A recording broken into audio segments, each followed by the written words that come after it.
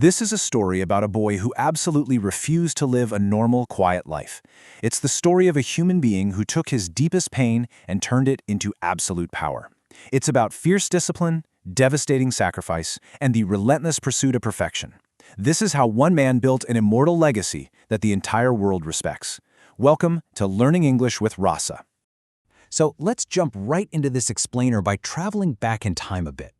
I want you to imagine the early 1900s in Modena, Italy. This was a very different world. Life was simple, work was mostly physical, and for ordinary people, well, dreams were pretty small because basic survival was really the main goal. But young Enzo Ferrari was not an ordinary boy. He carried this heavy hunger inside of him, this intense feeling that he was meant for something much, much larger than the quiet life society expected of him. And then, everything changed in a single, defining moment. Enzo's father took him to see his very first car race. Picture this young boy standing in a massive crowd. The air's thick with dust, the smell of burning oil and hot metal is everywhere, and the ground is literally shaking. Suddenly, these loud, dangerous machines roar past him like wild animals. In that exact second, just watching the absolute chaos and speed, something deep inside Enzo woke up. He didn't just see a race, he felt it in his bones.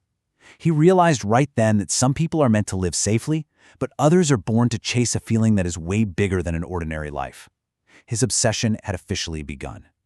But, life rarely gives you a smooth path to your dreams. As Enzo grew into a young man, the world around him actually began to collapse. World War I arrived, plunging all of Italy into deep uncertainty. The future was completely unknown. And then, unimaginable personal tragedy struck. Enzo suffered the devastating loss of both his father and his brother. Try to imagine the weight of that grief. Here he was, a young man, carrying intense emotional pain, facing a completely unstable future in a war-torn country. For most people, this kind of suffering breaks them, right? It makes them shrink, give up on their ambitions, and just accept whatever safe path they can find. But Enzo Ferrari made a very different choice. He didn't let the tragedy destroy his spirit. Instead, he used the pain. He let the harshness of life forge this incredible mental toughness within him. He realized that life is fragile, and this realization brought a serious, focused discipline to his mind. The pain didn't stop his dream. It actually built the incredibly strong foundation he was going to need for the battles ahead. Now, with this serious new mindset, Enzo pushed his way into the automotive world. He eventually became a racing driver and started working closely with Alfa Romeo, which was one of the biggest names in Italian manufacturing at the time. But what's really fascinating about this phase is that Enzo soon realized his ultimate gift wasn't just driving the car. His true genius was actually in organizing, leading, and building systems. So in 1929, he founded Scuderia Ferrari. At this point, he wasn't even building his own cars yet. Scuderia Ferrari was essentially a racing team that operated and prepared cars for Alfa Romeo, but it was way more than just a normal team. Enzo turned it into a strict laboratory of excellence. He treated racing like military preparation. He demanded absolute perfection from every single mechanic and driver. If a car lacked power, he was furious. If a mechanic made a tiny error, he noticed it immediately. He built a culture where simply being average or even just good enough was completely unacceptable. He wanted to dominate the track, and he knew for sure that supreme dominance required extreme, unforgiving preparation. During this period of intense growth, the brand's legendary visual identity was actually born. And this brilliantly illustrates how Enzo respected history while forging his own path. He adopted the now famous Prancing Horse symbol, which originally belonged to a highly respected World War I Italian fighter pilot named Francesco Baracca. Baracca's family had actually encouraged Enzo to put the horse on his racing cars for good luck. But Enzo, being Enzo, made it his own. He placed that fierce black horse on a bright yellow background. And you might be wondering, why yellow? Well, because yellow is the official color of his beloved hometown, Modena. This logo was never just a marketing tool. It was a powerful statement. The prancing horse represented pure energy, untamed power, relentless movement, and an unapologetic, fierce pride. Long before Ferrari ever sold a single car to the public, this symbol warned every competitor on the track that a serious, powerful force had arrived. Let's move to the next chapter and see how this all builds up. Enzo's massive ambition eventually outgrew his role at Alfa Romeo. He wanted total control, so he made the really dangerous decision to leave the security of a large company and step out on his own. Shortly after that, World War II erupted, bringing massive destruction to Italy. Factories were bombed and racing came to a complete stop. But Enzo survived. He moved his operations to a small town called Maranello. And today, Maranello is sacred ground. It's literally the emotional and physical heart of the Ferrari empire. After the war finally ended, Enzo rebuilt from the ashes. In 1947, he produced the very first car to officially carry his name. It was the Ferrari 125S, featuring a powerful V12 engine. He believed deeply in the supreme power and balance of the V12. But here is an absolutely crucial detail. That car's very first race ended in mechanical failure. Now, most people would panic. Enzo? He simply called it a promising failure. He saw the potential, fixed the problems, and just kept pushing. That relentless push brought Ferrari to the greatest stage in the entire world. In 1950, the very first Formula One World Championship was held. This was the pinnacle of motorsport. We're talking the fastest cars, the greatest danger, the highest pressure. And Scuderia Ferrari was right there from the starting line. By 1952, just 2 years into the championship, Ferrari won its first world title with driver Alberto Ascari. But the truly amazing fact here isn't just that early victory. It's the survival. Ferrari is actually the only racing team in history to have competed in Formula One continuously since that first season in 1950. Other massive car brands joined the sport, failed, and quit. But Ferrari stayed. Win or lose, through glorious victories and terrible crashes, they never left. Enzo proved that while talent is important, it's consistent, unending effort at the absolute highest level of competition that creates a truly immortal reputation. But as you can imagine, keeping that immortal reputation alive was incredibly expensive. By the early 1960s, the financial pressure of running a top-tier racing program was just crushing the company. Selling road cars was helping, sure, but it wasn't enough. During this very vulnerable time, the giant American automaker Ford Motor Company offered to buy Ferrari. For Enzo, it was super tempting. Ford had endless money, which meant financial security for his company once and for all. The negotiations went deep, and a deal was literally just days away from being signed. But as Enzo read the final contract, he realized a devastating detail. If he signed it, Ford would have the final say over the racing budget and racing decisions. Enzo stopped cold. To him, making road cars was just a way to pay for the racing team. Racing wasn't a department, it was the absolute soul of his life.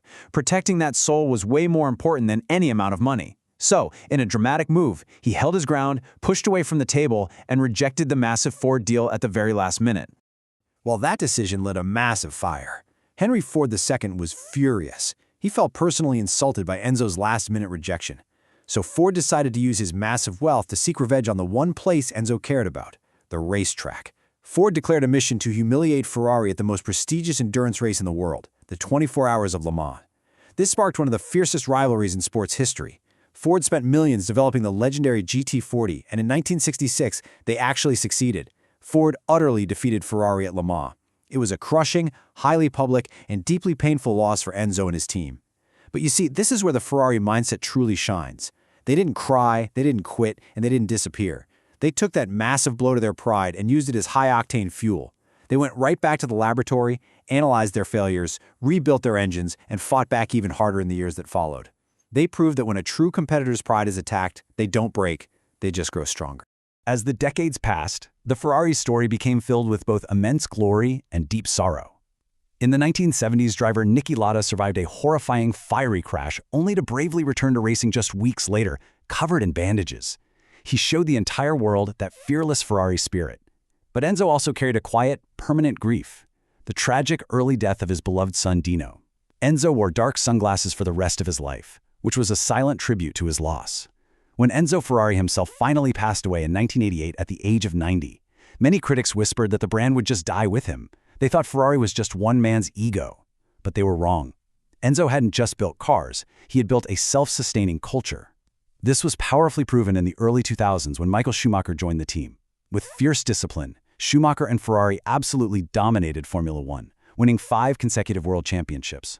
That joyous, dominant era proved beyond a shadow of a doubt that the founder's legacy had survived his passing. The culture was immortal. And today, the blueprint Enzo created continues to drive the company right into the future. Ferrari carefully protects its legendary status through the strict business principle of scarcity. They intentionally build fewer cars than the market actually demands, which is why classic models, like the famous 250 series, are treated like high art, selling at auctions for over $50 million. And now, as the world rapidly shifts toward electric vehicles, Ferrari isn't panicking. Think about it. A brand famous for the loud, violent roar of its V12 engines now has to design silent electric cars, but their strategy is brilliant.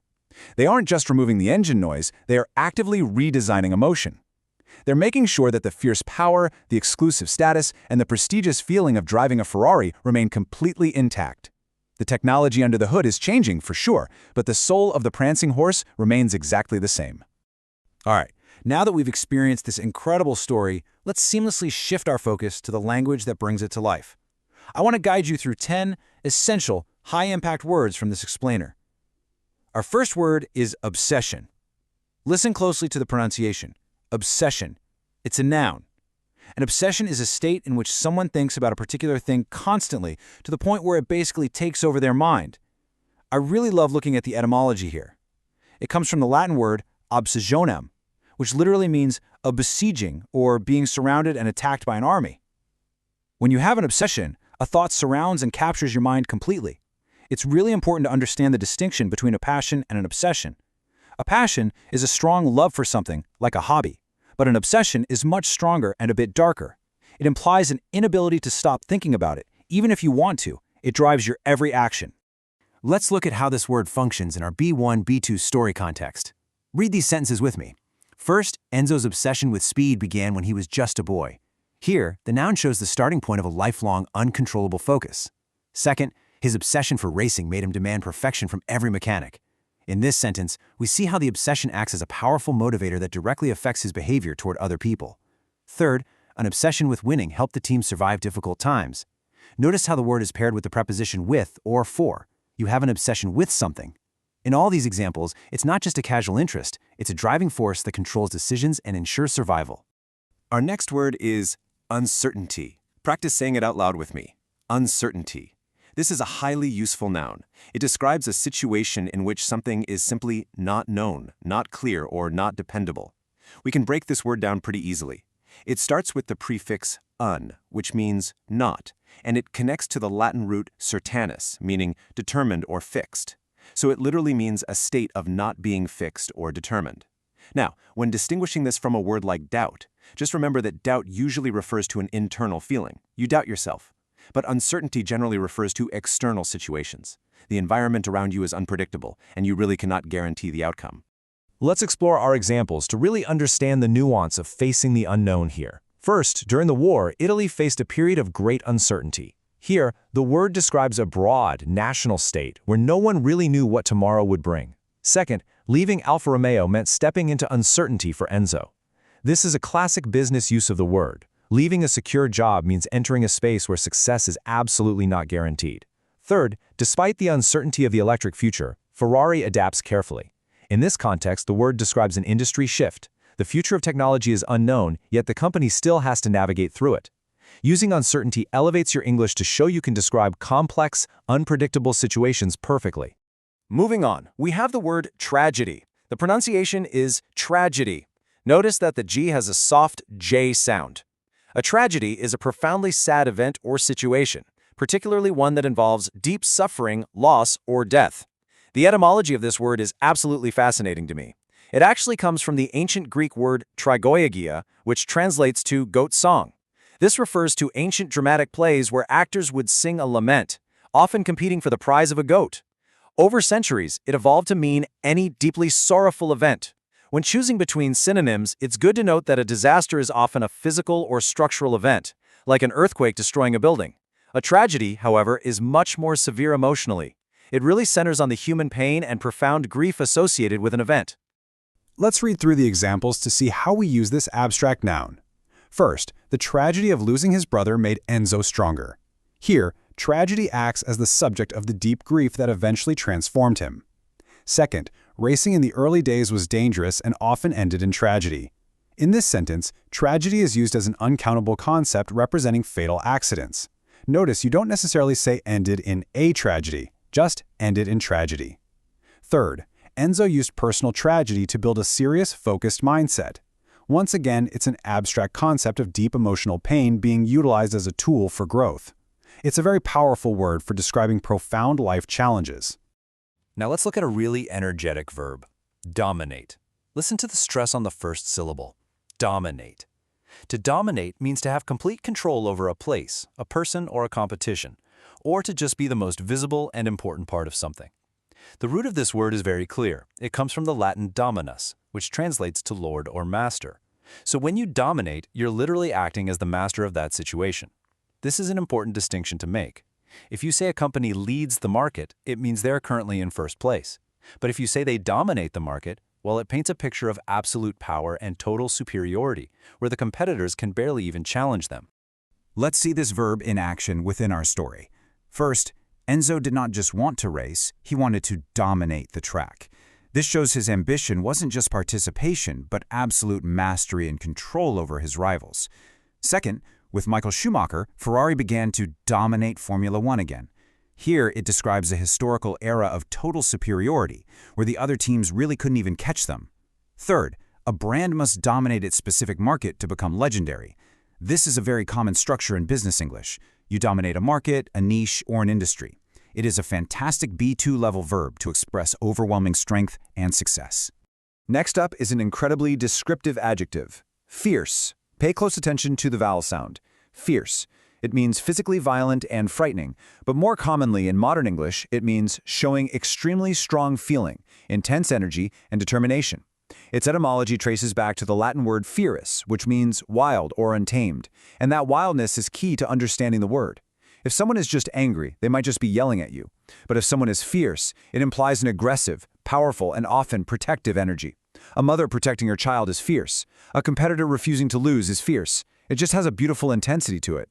Let's guide you through these practical examples. First, the competition in Formula One was fierce from the very beginning. In this context, fierce perfectly describes an environment of extreme, aggressive pressure where absolutely everyone is fighting hard to win. Second, Enzo was a fierce protector of his brand's exclusive identity. Notice how we use it to describe his personality here. He wasn't just protective, he was aggressively and wildly defensive of his company's soul. Third, Ford and Ferrari developed a fierce rivalry in the 1960s. A fierce rivalry is a wonderful collocation to remember. It means a conflict filled with intense, unyielding emotional energy. Our sixth word is a brilliant business concept, scarcity. Pronounce it carefully with me. Scarcity. It's a noun describing a situation in which something is rare, restricted, and just not easy to find or obtain. It stems from the Old French word scars, meaning restricted.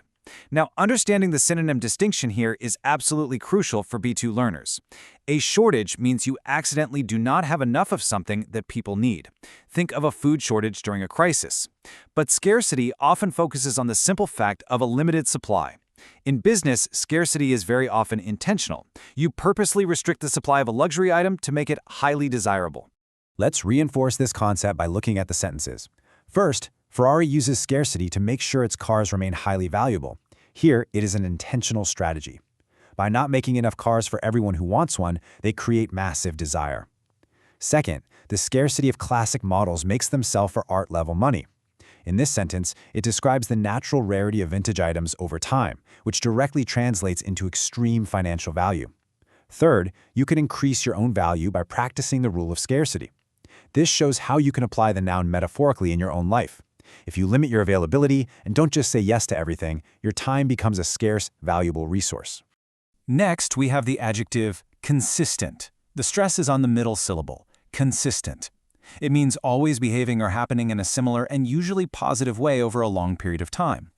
I really want you to remember its Latin root, consister, which means to stand firm. When you are consistent, you're standing firm on your standards.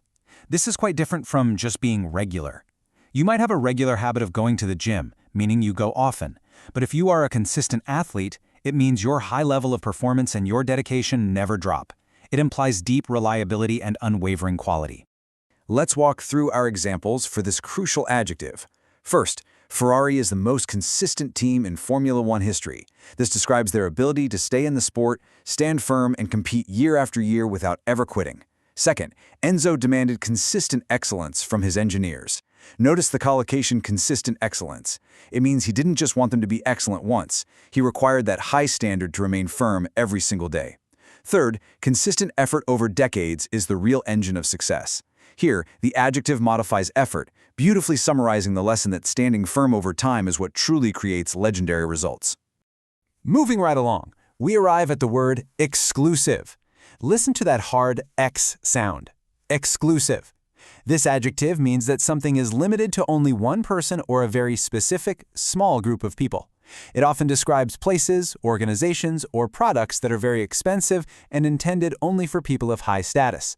The etymology is super direct, from the Latin excludere, which means to shut out. And that perfectly captures the synonym distinction. The opposite of exclusive is inclusive, which means welcoming everyone. When a brand is exclusive, it is deliberately shutting the mass market out. It purposefully creates a barrier so that only a select few can enter. Let's read these sentences to help you see the strategic use of this word. First, Enzo protected his brand, making sure it remained highly exclusive. This shows that being exclusive is actually a choice. He wanted to shut out ordinary production to protect the magic of the cars. Second, owning a Ferrari means entering an exclusive world of performance. Here, the adjective describes a high-status community. Not everyone is allowed in, which is exactly what makes the people inside feel special. Third, the company never lowered its standards to become less exclusive. This highlights that lowering standards usually leads to mass appeal, which destroys the shutout factor that makes a brand truly exclusive in the first place. Our ninth word is a really beautiful noun, legacy. Pronounce it smoothly, legacy. A legacy is something that is a part of your history, or something powerful that remains from an earlier time after a person is gone. The origin is quite poetic, actually. It comes from the Latin legare, meaning to send as an ambassador. So your legacy is almost like an ambassador that represents you to the future after you die. It is very important to distinguish this from an inheritance. An inheritance is usually just money or property left in a legal will. A legacy is so much deeper. It refers to the character, the impact, the systems, and the history you leave behind for the world. I'm going to read these examples slowly so you can absorb the depth of this word. First, Enzo's true gift was building a legacy that could outlast him. This means he built an entire system and culture that acted as his ambassador to the future. Second, the Schumacher era proved that the Ferrari legacy was still alive.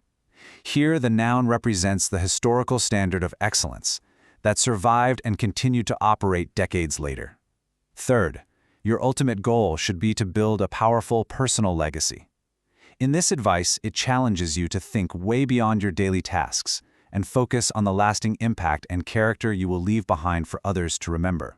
And our final word in this vocabulary section is prestigious. Listen to the soft G sound right in the middle. Prestigious. It's an adjective that describes something or someone that is very much respected and admired globally, usually because of high quality and importance. The etymology here is actually quite surprising. It originally comes from the Latin prestigia, which meant illusions or juggling tricks. Over centuries, the meaning shifted from a magic trick to the dazzling influence and awe that important things create in people. Just remember this distinction. Someone can be famous for doing something silly on the internet, but they are absolutely not prestigious. Prestigious implies a very high status built on deep, serious respect. Let's clarify exactly how to use this adjective with our final 3 examples. First, the 24 Hours of Le Mans is one of the most prestigious races. It is not just well known, it commands deep respect from every single serious professional in the industry. Second, the Ferrari name became a symbol of prestigious value. Here, the word elevates the noun value to a level of dazzling, high-class admiration. Third, the brand remains highly prestigious by never lowering its standards. This shows the cause and effect perfectly. You cannot maintain a prestigious reputation if you do not fiercely protect the high quality that created that dazzling influence in the first place. Okay, let's gracefully pull all of these concepts together now and review how these 10 words form the actual architecture of a legend. First, we look at the foundation. Everything began with a young boy's uncontrollable obsession with the speed and sound of racing engines. But as we know, a dream is not enough. His true foundation was built when he faced the terrifying uncertainty of a world war and the deep emotional tragedy of losing his father and brother. Instead of letting that grief destroy him, he used it to forge an unbreakable mindset. Now, what's really interesting about this next phase is how he applied that mindset to the fight. He didn't just enter the racing world to participate, right? He brought a fierce, wild energy designed to completely dominate the competition. And when he eventually transitioned to selling road cars, he applied the brilliant business rule of scarcity. By intentionally limiting the supply of his beautiful machines, he created an overwhelming desire that made his brand incredibly valuable. And this brings us right to the future. Because he demanded consistent excellence and stood firm on his standards, the company never lost its magical, exclusive feeling. By protecting the soul of his company at all costs, Enzo built a deeply prestigious brand and a lasting legacy. He created a true ambassador to the future, a culture of perfection that survived his death and continues to thrive today. To bring this explainer toward its conclusion, I really want to teach you a fantastic B2 level idiom that perfectly captures the spirit of Enzo Ferrari. The idiom is to hold your ground. If you hold your ground, it means you firmly refuse to change your opinions, your beliefs, or your decisions, even when you are facing extreme pressure from other people to give in. It comes directly from old military terminology. During a battle, commanding officers would order soldiers to hold their ground, meaning they must stand on their specific piece of earth and refuse to retreat, no matter how aggressively the enemy attacks them. We saw this exact idiom play out in our story today. When the massive Ford Motor Company offered millions of dollars to buy Ferrari, they applied intense pressure for Enzo to hand over control of his racing team. But Enzo held his ground. He refused to retreat from his belief that racing was the soul of his company, and he simply walked away from the money. You can use this in your own life when facing difficult decisions. If your boss pressures you to do something unethical, you must hold your ground. If friends pressure you to lower your personal standards, hold your ground. It means having the ultimate courage to protect your core values. And that leads me to my final thought for you today. I want you to look closely at this question. What is one standard in your life that you need to protect fiercely, just like Ferrari protects its brand? I want you to take a deliberate moment to think about that. Don't let the world make you lower your standards. I would absolutely love to hear your answer, so please join our wonderful community on Telegram at @FluentMind to discuss it with us. Keep building your English, keep building your mindset, and I will see you in the next explainer.